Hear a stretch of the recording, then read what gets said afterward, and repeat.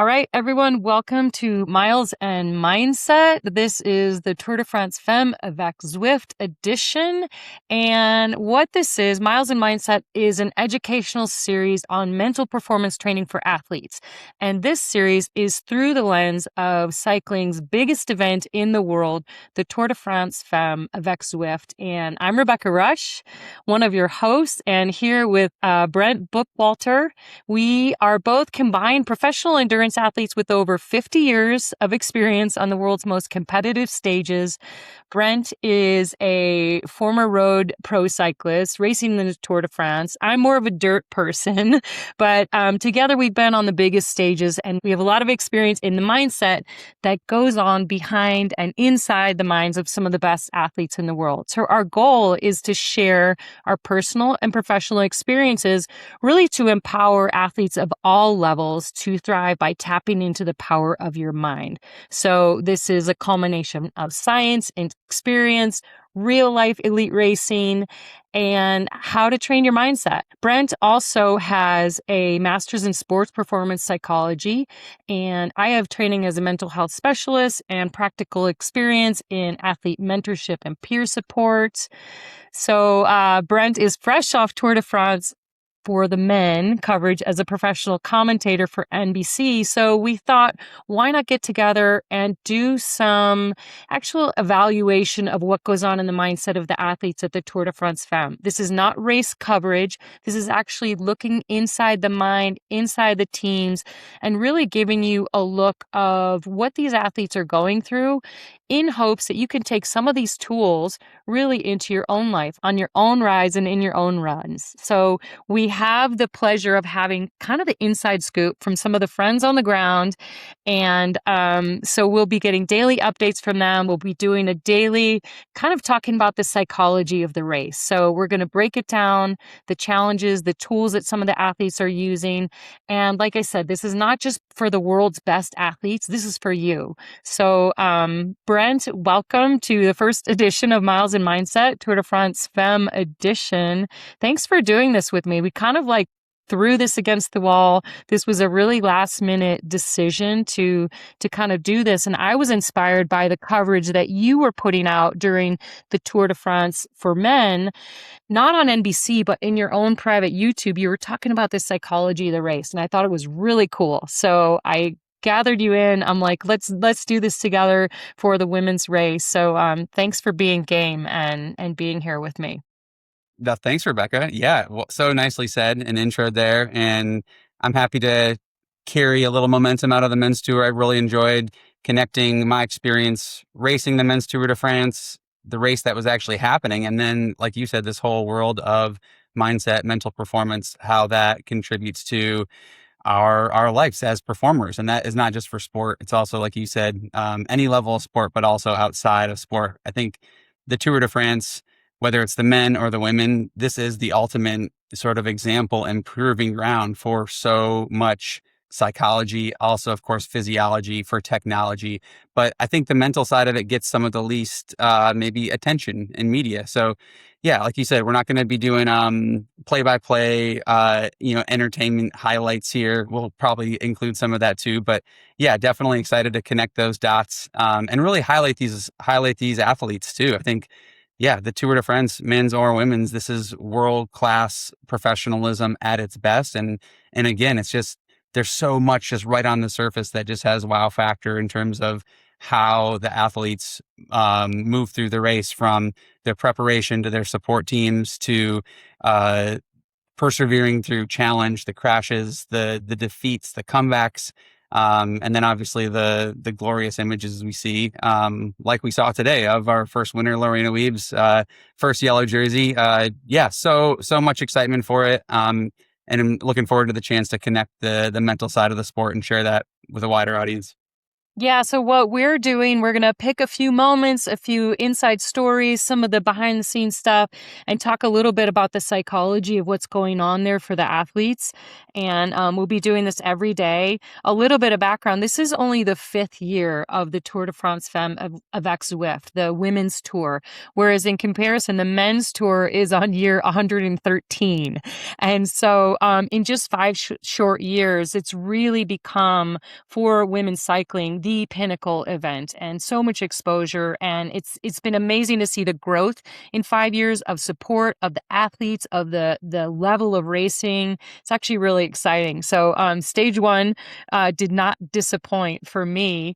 And it's kind of blowing up for women's cycling. So it is the most important race on the calendar. I want to talk first, Brent, about just the bigness of the Tour de France. For men, for women, this is the biggest stage in cycling. It's the biggest stage in a lot of sports, maybe even bigger than the Olympics for a lot of these athletes. So it comes with a lot of fanfare, a lot of pressure, a lot of stress, a lot of excitement.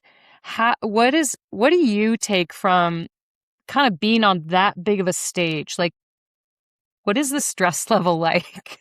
Yeah, it is. The stress level is immense. And it really is this example of towing the line between threat and negative pressure, and then this opportunistic challenge mindset and environment, and going forward and seizing it. I think for me, in my experience racing the Tour de France, those were always kind of butting head to head. And I think realizing success, realizing your best self, getting your potential out on the biggest stage is about really kind of finding that balance and creating it. If there is any balance at all, maybe balance isn't a good word for it, but yeah, it's a time when I think some perspective has to be had, and this is not accidental. This isn't something that a rider will just stumble upon on the roll and on their bike to stage one. This has been in the works for a long time now. The team selections that have been taking place, the sponsors that have been courted specifically because the team was invited to the Tour de France, and new performance protocols, performance staff that have been put in place specific for the race. So there's just all this momentum and building. And on one hand, it can be very exciting and feel like a great opportunity, but then it can quickly turn the other direction and start to feel like, pressure and an opportunity to fail. And there's more eyes on us now. There's more opinions judging now. Yeah. And really the athlete's ability that they've trained and built to stay in this opportunistic, courageous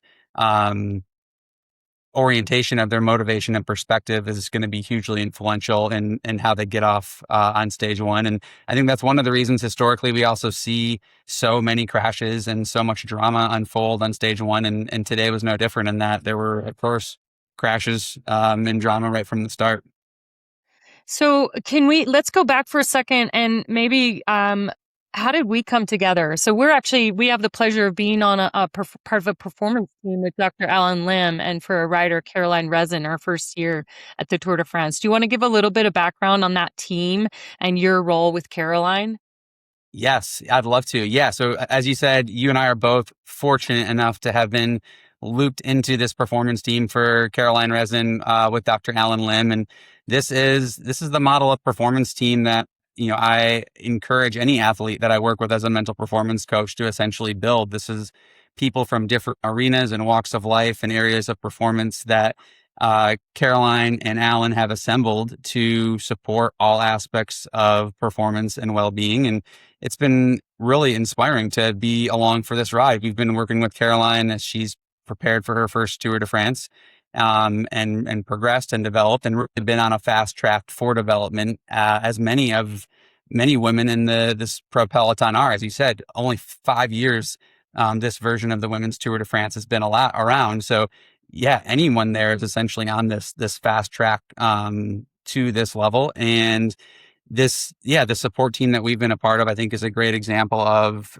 supporting an athlete holistically and with this interdiscipline collaboration, in that we all are bringing some unique perspectives and our own sort of personal insights. And yeah, I'm really excited to see them off the ground. I was really excited to see Caroline come through the finish safe today. Yeah. And the whole team too. So yeah, we do sort of have a dog in the fight in terms of the Saint Michel Preference Home Auberville 93 French team. And for anyone not following, this is a French professional cycling team. There are two Americans riding for this team, also Heidi Franz, and with Caroline Resin. And this is not one of the premier, highest funded women's World Tour cycling teams. This is a team that is really driven by the love and the identity also of France, particularly a small suburb of Paris, and yeah, very inspired philanthropic benefactors that are also connecting cycling back to the region that they're from and doing some great work outside of the race as well. So that's kind of our connection into the race, and we're fortunate already to see all the info that's sort of coming through in terms of the support that these riders on Saint Michel Preference Home Auberville 93 have in the Tour de France. This is a level up from the other races this year, and that I think that also goes to speak to this hard, tricky dynamic of the pressure and the challenge and the opportunity that are at stake as we roll into stage one. Yeah, if we go back to, I mean, you've been working with Caroline, and I don't want to, share any of her private information, but definitely, like, this is a big stage for her. She's never, her first year of racing, and she's on the biggest stages in the world in cycling. And so if we go back to like the pressure and the bigness of the event, and she shared today that, like, I mean, she finished the stage. She looked really spent at the end. She got really hot. But she shared that, like, her favorite part of the stage was the last 3 kilometers of, like, how many people and how much was going on and all the fans and how big it was. And so it was cool to hear her say, even though it was a really hard stage, her favorite part was seeing the bigness of the event. Instead of that being a stressor for her, that was kind of an exciting part of the event. So as you guys were leading into it and coaching her, how do you tell somebody, or how do you coach somebody to, like, I mean, for the Olympics as well, it's the biggest stage in the world. How do you race at your best without letting the external chaos create internal chaos? Absolutely. Yeah. And that's really encouraging and exciting for me to read that assessment from her, that she had the really ability of awareness to actually accept that and perceive that, and to hear and experience the crowd, the energy. That's not a foregone conclusion that people think watching the Tour de France that, what's it like riding through all these people? There's moments of my Tour de France career when I didn't even know that was happening, or I was cursing them and being like, it's too much noise. It's too distracting. It's too much pressure. I don't like it. So to hear Caroline come away with, a positive assessment and experience on that, I think it speaks really strongly to the work she has done to, one, get some perspective of what this race is for her. Why is she there? What's important to her? What she wants to get out of it. She has clarity on that.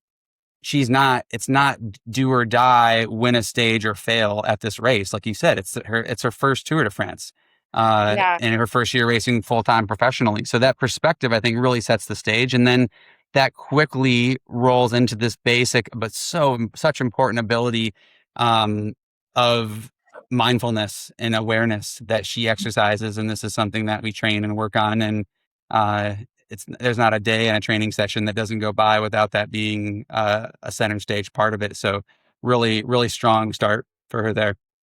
I know for me, I mean, some of the biggest start lines I was on, Leadville is one of them. Leadville 100 was a big mountain bike race, and I've won it numerous times, but I remember the last time I won it, I actually wasn't nervous on the start line. The other years, I was kind of a basket case. And I remember the 4th year, my husband was like, I was kind of worried about you, because I was actually looking around. I was having fun. I was so excited that there were actually other women competitors finally. And I was like high-fiving and being like, good luck. Because I had confidence in myself. I'm like, I've already won 3 times, and I was actually really happy to see the level of women coming up and more women on the start line. And I get that vibe a lot from the social media and the teams at the Tour de France. These athletes are so excited that there finally is a women's race and that the level is coming up. And so I feel this feeling of joy from a lot of them, that they're just really grateful to have a stage and that they get to be there. Yes. Yeah. And I love that. I think that's if you have the ability to be aware and you feel this pressure piling up or coming in, and if that is not contributing to your performance, if it's not effective for optimizing yourself or improving performance, then it's time to reframe or re-aim your attention somewhere else. And that gratitude you just mentioned and that perspective is a great place to put it. I think the one of the champs of the race, Demi Vollering, she did an awesome social media post heading into the race, kind of contrasting where she is now and some sort of self-talk or thoughts that she had now, which are often sort of negative or judgmental. And then it contrasted to her as like a 5-year-old or a 10-year-old, and with really cool, nicely done pictures of her on her bike when she was a kid. It's like, Right. what am I thinking now? Like, what would I have been thinking then? And it's like, what an awesome way to paint this picture of how far we've all traveled to get here. And there's gratitude and appreciation and pride and confidence that come with that. And those are all great ways to manage and redirect attention when that pressure of the big start and the media and the sponsors and the big show all creep in on day one. Yeah. Well, let's talk about motivation a little bit, because what we've talked about, and even with Dr. Alan Lim and his whole performance team that's over there, he's got young students from Boulder CU. He's got a whole nutrition team. They've got mechanics, obviously soigneurs. They've got a ton of people over there supporting the athletes to keep them physically primed, but also psychologically primed. And he was Mm. talking about the importance of like mealtime and the desserts. But like, is that whole team that's like helping you, working for you, is that motivating, or can that be demotivating? Can that be Yeah. can that actually add pressure of like, oh my gosh, all these people are counting on me? Absolutely. Yeah. I think this is a common dynamic that many people probably viewing this or listening can relate to, in that some people don't thrive and have a hard time accessing their best when they have a whole team behind them, when they are pushing. There's, there's a class of competitors, a type of competitor that wants to be, no expectation, out on their own, or even not even putting their hand up that they're even racing for anything, and go out there. So this is absolutely a dynamic in the Tour de France that, despite all of this effort and investment and resources, they're all there for the riders. That also creates essentially another potential form of pressure, and riders having those doubts or questions of like, do I deserve this? What if I don't succeed? What if I don't finish? What if I don't make the front group? What if I don't win? Mm. Are is this for nothing? Have I failed them? And I think that's an important dynamic of a larger team culture, and sort of taking the time to grow together, even some top down and bottom up communication and management of each other through the team, and understanding why everyone is there and being on the same page. And, I know from firsthand talking with Alan and Caroline and some of the others that are there in that squad and why they're there. They're also they're there because they want to contribute, and they're not just evolving. This isn't just about one particular rider or one particular team. This is like also the journey of science. So that's Yeah. something you can also be proud of as a rider, is like, this is transcending, bike racing. But Yeah. it's transcending sports. Like, we're talking about human physiology and human capacity and potential, and potentially really impactful, groundbreaking research that can influence, not just 7 or 8 riders in a squad, but hundreds, thousands, huge amplitudes of people. So once again, I think that there's a culture piece in there of how that's communicated and how comfortable the group is with each other. This group is really fortunate. They've all worked together at the Saint Michel Preference Home, Auberville 93. Their pre-Tour de France training camp was in Boulder with many of Yeah. the science team that is there on site. So they had this time to build this camaraderie, come together, build some mutual trust. And that's ultimately what you want to see when a team goes out before the tour and they want to break the mold and bring in a bunch of new support resources and infrastructure, and the riders have never seen, touched, met, heard from these people before, Right. then I start to clench up and think, oh, I don't know about this. Because then there's just more potential for volatility. It's like a stability of one, they all know each other. They just spent 3 weeks together in Boulder, the Mm-hmm. scientists and the athletes. So there's a familiarity. They've had meals together. They've done training together. They've like had silly dance parties together, all sorts of culture creation, which is what Dr. Alan Lim is so good at creating culture.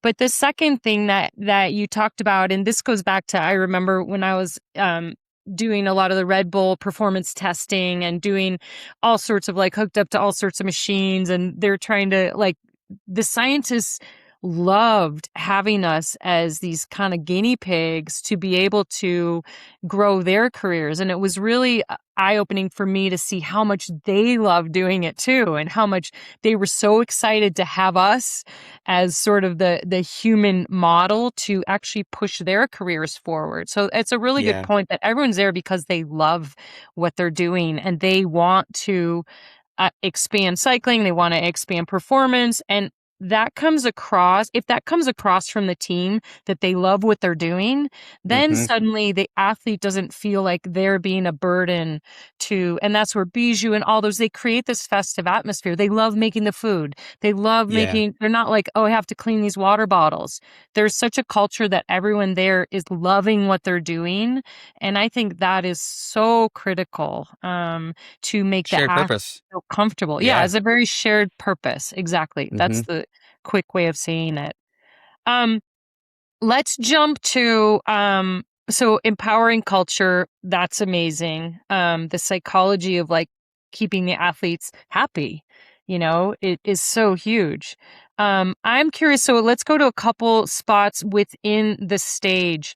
Um, I thought Oh, that real quick, before we go to the yeah, stage, yeah, since you just said keeping him happy, I think that's even a good little nugget we got from Alan today in terms of the oh, role of dessert yeah, in a stage race. And Alan, he's like, look, like this is really important stuff. A dessert after a stage, and you think like, oh yeah, something sweet, um, yeah, something that tastes good.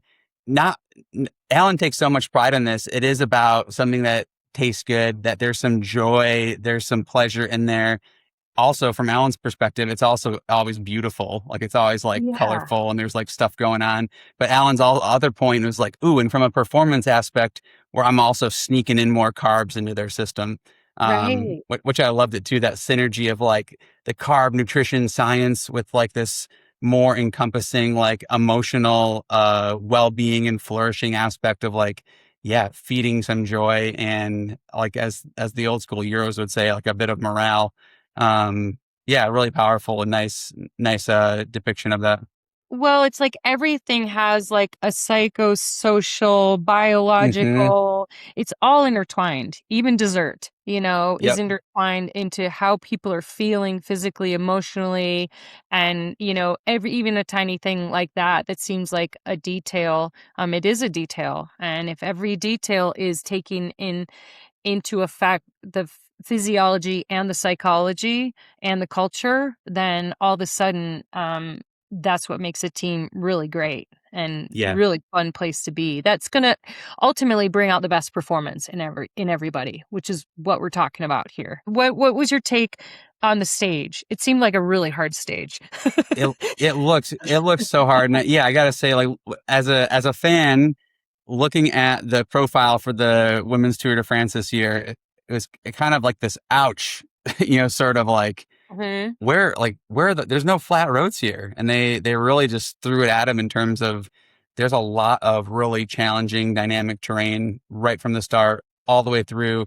Lots of discussion about like where are the sprint stages? There are no sprint stages, and I think today, despite arguably the fastest women's peloton sprinter in Lorena Wiebes winning, today was not a sprint. The picture of her arms in the air with some riders behind her is an image we've seen many, many times. Yeah. But when you look down through the overhead shot or you look through the results and see those time gaps, then you start to get the picture sort of painted. And then if you watch the whole stage, you also realize like, oh, this was not a roll around and some lead outs rolling in for a big fast finish. This was a steel gate match, highly tactical, highly physical battle of physical fitness. It was tactics with late breakaways going. It was staying safe with the crashes that were happening.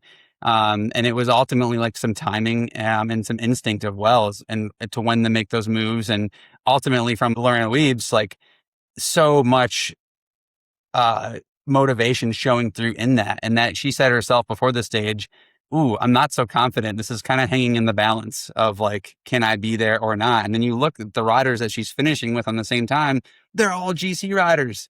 Right. So Right. such a wow performance from her, and what a testament to her and her team to give themselves a chance, because many other sprinters, men's or women's, would have said, "No, too hard. Like it's just not going to happen." And that would have been it. But really gave herself a chance, invested into it, carried that sort of pressure, lived with the doubt, but was still able to re-aim and redirect all of her resources and energy and attention in the moments that mattered most to get her to where she needed to be and happen. So yeah, And it just wasn't a yeah. true sprint stage because of the hills, and it finished on an uphill. Is that, yeah, what you're saying? Yes. Yeah. Yes, exactly. Yeah, especially that final climb to the finish. But yeah, even some of the undulating terrain and climbs a little further out from the finish that would definitely test or challenge the sprinters. And I think, going back to what we said even about ASO and the race organization a lot during the men's race, pretty nicely done in terms of like getting this action of like a lot of the sports stars right from the start. That's what we loved about the men's race this year, and they did well already on stage Yeah. one. They had all GC superstars coming to the fore. Lorena Wiebes, the fast woman's strong sprinter, taking the stage win, yellow jersey. So yeah, what images to have to start the race off, and also great opportunities. It was also great to see attacking riders from smaller teams making the moves early, Yeah. and not just like ones or two, but groups of four, groups of three, making moves and showing themselves in the race and not backing off. Like they still have 8 stages to go, Right. uh, and not holding back anything on day one, which is a lot of vulnerability to go for it.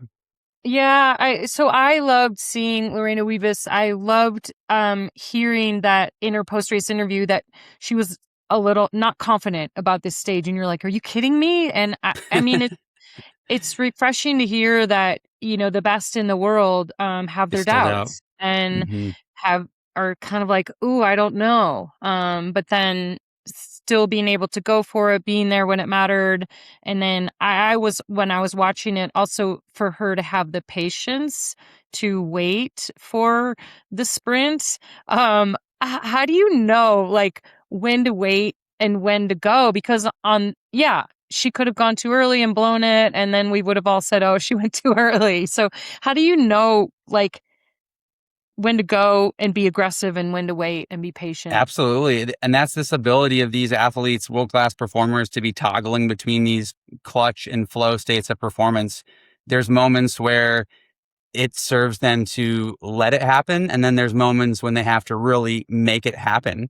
Mm, And an athlete's ability to switch from one to the other or toggle and modulate between those two, those are often huge indicators of the outcome, really. Because if you if you start to panic, if you do feel like, oh, I have to now I'm having to make this happen. I have to step out. I have to force myself. It's all about gritting and pushing in this concentration of absolute effort, and you let go of this flow and interpretation of mm, your environment and sensing what's around you and using your instinct, that can mean the difference between winning and losing. So she she when she finally did win and start her sprint, like clutch performance, go now, all of it on the line. Did she ever go? But there was a lot of dancing and art and yeah, flowing, and making even the selections that were happening in those yeah. final few kilometers, because you look at the back of the peloton and it is just exploding. So any rider that was up there was just masterful in executing that fine dynamic. Yeah, and for people listening, instinct comes from trusting yourself, and that comes from experience. So for all these people who are Mm, like, I don't want to race, I don't race, whatever, like the more time you put in, it really does yeah. come from experience to understand the instinct. Instead of hyper analyzing something, should I, you feel it instead of thinking it. Do you agree with that? Absolutely. I don't know Lorena Wiebes personally at all. I don't know what she does at training, but I would dare to dream that she did some sort of also visualizing the situation and how it unfolded and could see herself Yeah. um, living it. And that is more vivid if you have the experience to actually do it. I mean, we Right. do visualization also to enter uncharted territory and uncharted water to get a taste of it and build some confidence. But once we've lived the experience of making those decisions and relying on that instinct, it's even more vivid, more loud, and more powerful. And that's what so many of these champions do well. This is not their first rodeo by any means. The amount of world class bike races that she's been at the front, navigating herself through a hectic peloton with her heart rate just red lined and breath gasping. That's just every other old day for her. She's a pro at Yeah. this. So Yeah. I love that. I love that reminder and that connection to the not the non World Tour Tour de France cyclists of like to get experience. It requires some vulnerability to put Yeah. ourselves out there and give ourselves a chance and to learn because ultimately we're not going to know what that feeling is like and build that instinct till we do it. And go for that like moment and do it wrong and fail. And then the next Yes, time you're even like, more oh, powerful. okay. So let's talk about one more moment in the race that I thought was really cool was seeing Demi Vollering really kind of get engaged in the sprint and actually go for it. And she's a GC contender. She's right there. All the other GC contenders were right there, but she was the only one that actually kind of tried to push the sprint. What did you take from that? And she was pretty aggressive.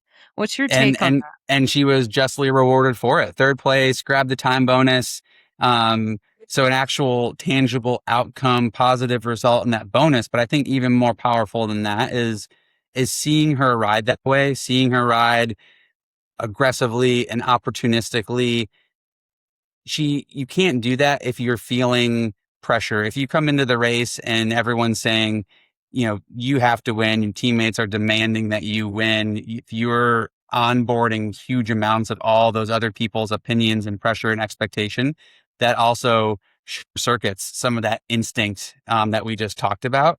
So that? to me, reading way in between the lines, and I don't know that team or what's happening in there, but I take that as a very strong sign that she is coming into this race, obviously fire on physical cylinders, but also very confident in her abilities and that recent evidence she has to be there, and that ultimately produced this instinct of not waiting around. She's not protecting anything, even if she Yeah. is the favorite or one of the favorites. She's not defending. She's riding aggressively and going for it, and came out on top of it today. That wasn't just the Yeah. time bonus she got, but it was also some distance and time gaps to some of the other GC riders that had an 8 second or plus time gap on the finish. Right. So yeah, Right. what an awesome start for her and that squad.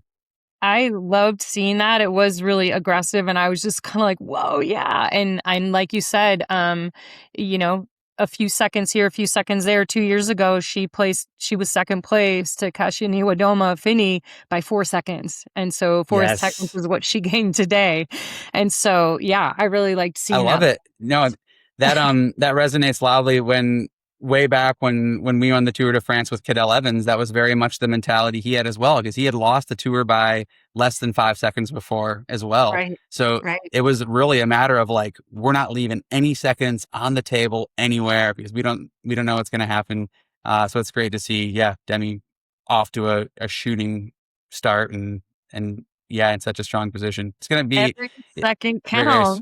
Yeah, Hmm. and it seems like 9 stages, it's obviously a very long race, but it's not that long, and it does come down to seconds, so seizing that moment, I thought was really cool. Last thing I wanna talk about is the heat. It's hot. And Yeah. we saw from some of Caroline's testing, and they're basically testing the athletes, Alan's team and the whole team their temperatures, taking blood tests, urine tests to like see how the athletes are doing after each stage so they can make a really quick adaptation for tomorrow, for the next day. And it was really hot. So how are these athletes dealing, and how does it, the mindset of like, oh, I overheated today. I learned I overheated today. What am I going to do for tomorrow? Is that like a downer, like I overheated today? Or is it like, Yeah. oh, okay, I know what's happening so I can make the adaptation? So what do you think's going on with the athletes' minds with the heat The going on? heat is absolute high impact variable that all the riders are dealing with. Levels of resource, I think, for most, if not all, the teams in the women's tour are all leveled up for this reason. Most of them have access to heat mitigation resources in this race like they don't in many other races. Mm. And this can be tricky because if you start incorporating new forms of feedback to athlete in a performance environment, there is psychology attached to this. You start telling a rider, "Oh, you got too hot. You failed with your heating today." That can quickly erode and undermine confidence and recovery, Hmm. calming the nervous system and mentally being optimistic and ready to go out there today. The great thing about Caroline, Allen, and the St. Michel team are that they've been doing this feedback for the past, Yeah, few weeks at their pre-Tour yeah, de France training camp, and they've been through this. So these athletes have already received the full ranges of feedback, and they also have the lived experience to know just it's not that dissimilar from morning heart rate, HRV, yeah, sleep scores, all this feedback we get. If we use it as a tool, it can be really empowering and productive. But if we use it as a determinant of what our potential is, or an assessment on whether we pass fail at a certain period of our day or yeah, performance, then those are two extremely different things. So I, the whole Tour de France is just this constant game of not thinking about what's going to happen or how we're going to do, but what we can do with where we're at, what we have in this exact moment. And that is, once again, it's mindfulness and aiming of attention. So it's like, yes, I have this awareness. I have this knowledge now of like, I did get too hot. Let's accept that for what it is. And what does that mean for right now? So it will change the cooling strategy tomorrow. It will change the fueling. right. It will change some of those resources out on the road, and that's awesome. That's impactful. So it's taking that data and taking that information and making an adaptation to improve your performance. It's not taking it as a judgment of like, you failed Yes. on this today. It's information that you're like, okay, I'm going to do something different tomorrow. Or so, Yeah. What now? It's like in the ball sports, it's always like next play, next play, next play. And right. in cycling, it's like next day or like Yeah. even next kilometer, like just the Yeah. next kilometer. What are we doing next? Um, but yeah, Alan, I love during the men's tour, I dropped the Alan Lim quote of, everything is data, but data isn't everything, which is so fitting for this modern era of cycling and performance we live in. Like everything is data. And it will bombard you and bury you, Right. and hurt you if you don't have a system in place, for how to manage it, filter it, um, and take it. And I think ultimately, it's up to the athletes. Something like heat. Maybe different athletes, they want to know the exact number they were over for their body temp. Maybe some athletes need to be used a softer touch. Maybe it has to be like, hey, you're a little hot today. Let's really focus on this tomorrow. I Mhm. think there's individuality in how performers receive feedback. And I think that needs to be considered, as performance teams give that to them as well, because everyone's not the same. If you tell one athlete you're Yeah. supposed to be 99 and you were 103, their head's going to explode. They need to just be told like priority number one tomorrow, like cooling. Yeah. So once again, individuality, so much with all these mental aspects of performance. And that's the beautiful art behind the science, I think, that Hmm. comes into it. All right, Brent, that was a great first episode of Miles and Mindset, Tour de Enjoyed it. France Yeah. avec Zwift. We're going to do this again tomorrow. For anyone tuning in, drop a note in comments, and I will encourage you, follow the Tour de France Femme, follow the athletes, give them a like, give them a nudge, because this really is a really important and amazing platform for all of these athletes to be able to keep bringing the show for all of us. So that's why we're doing it, because we're excited about the racing, but hopefully you are too. And with that dog bark, we'll see you tomorrow. Yeah. Thanks for Thanks, tuning Rebecca. in. See you all. See you, everyone.